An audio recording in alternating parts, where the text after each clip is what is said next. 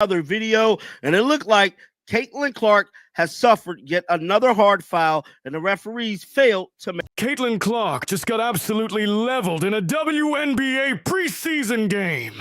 We're talking slam to the floor with a body check that looked more fitting for an NFL linebacker drill than a basketball court. It was blatant, hard contact that sent shockwaves through everyone watching. This was a preseason game.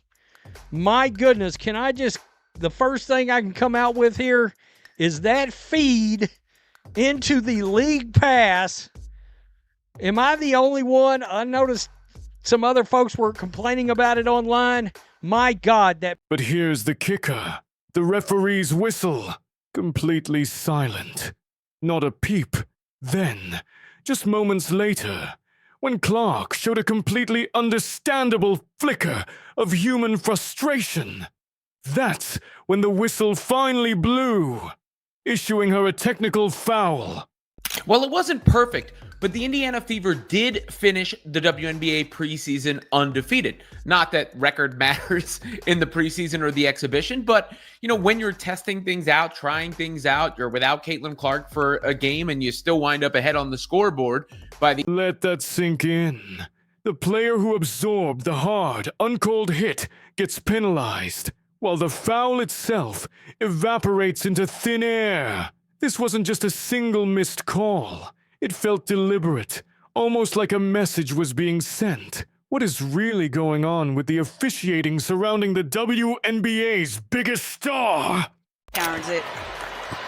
So second attempt, same spot, same result for Maya Caldwell. That's Caitlin Clark, top of the key, and drains her first triple of the... Let's rewind to the scene itself. Indiana Fever versus the Atlanta Dream. It's the final tune-up before the regular season officially tips off. As expected, all eyes are glued to Caitlin Clark, the rookie phenom carrying unprecedented hype and attention for the league. Early in the game, Clark comes curling off a screen, ball in hand, looking to make something happen. A defender closes fast, maybe too fast. Contact is made. An elbow connects high, near the head or shoulder, immediately followed by a forceful full-body check. Clark goes stumbling backward, hitting the hardwood with force. It wasn't a minor bump. It was the kind of physical play that almost always draws an immediate whistle. She pops back up, instantly looking at the official, her face a mask of disbelief, and the referee's response. Utter inaction. Maybe they were out of position. Maybe they simply chose to let the physical play go. Regardless, the result was the same. Crickets. This intense level of contact, especially in a meaningless preseason game, where avoiding injury is paramount, was simply ignored. Whether it was that specific uncalled foul or an accumulation of bumps, she eventually expressed that frustration. Reports suggest maybe a hand clap, perhaps words directed towards an official. And that is precisely when the whistle decided to make an appearance. A technical foul was assessed against Caitlin Clark, not for the hard hit she took, but for her reaction to the officiating environment. Get bodied? Fine. Show you're upset about getting bodied with no call. Penalty. The logic is baffling and feels deeply unfair.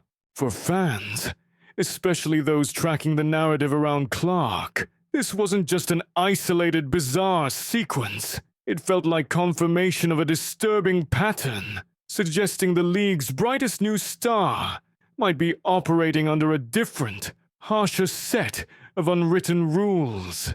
Beyond the feeling, the statistics from Clark's preseason games tell a story that's hard to ignore. Across 2 full contests, facing professional WNBA physicality for the first time, Caitlin Clark attempted exactly 0 free throws. None. Think about her role. Primary ball handler, offensive initiator, constantly driving into traffic, drawing double teams and naturally initiating contact. Players who play like her, with her incredibly high usage rate, practically set up camp at the free throw line. It's fundamental.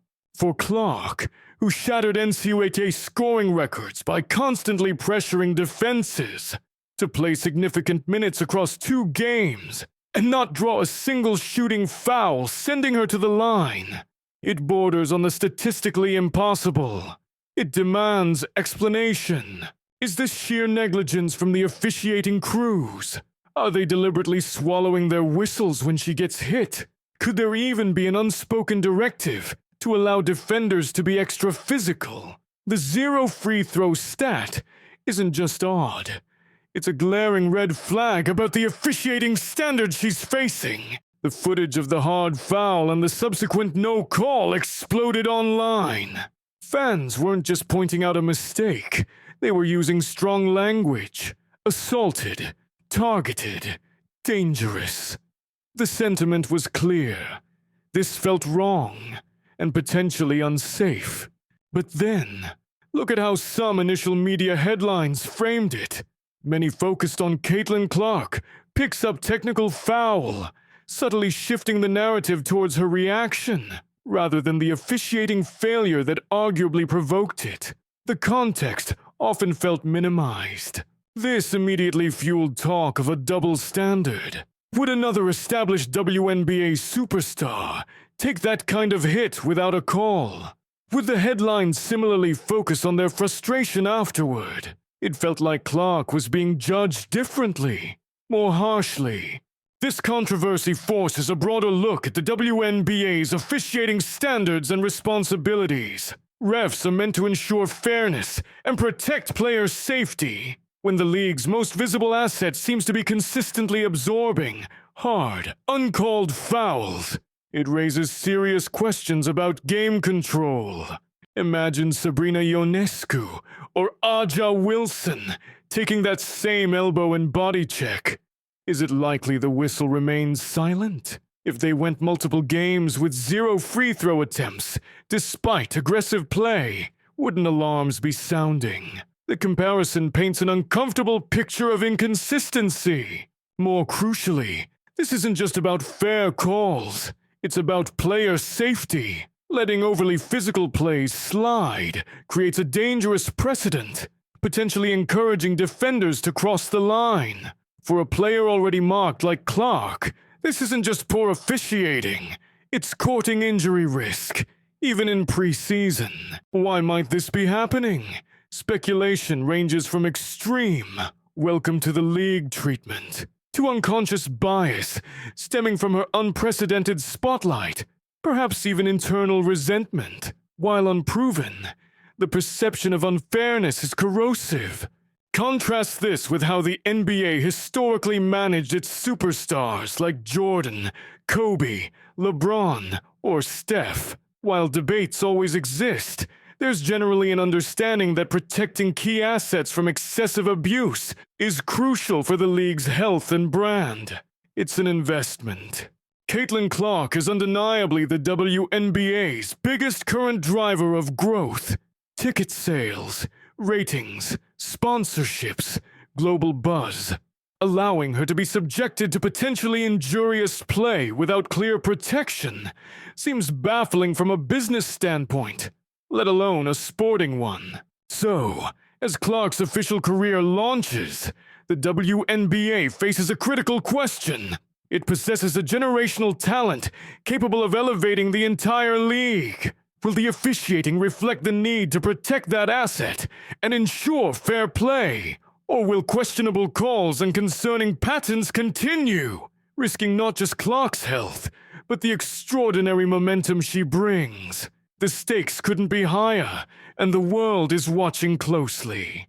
Contrast this with how the NBA historically managed its superstars like Jordan, Kobe, LeBron, or Steph. While debates always exist, there's generally an understanding that protecting key assets from excessive abuse is crucial for the league's health and brand.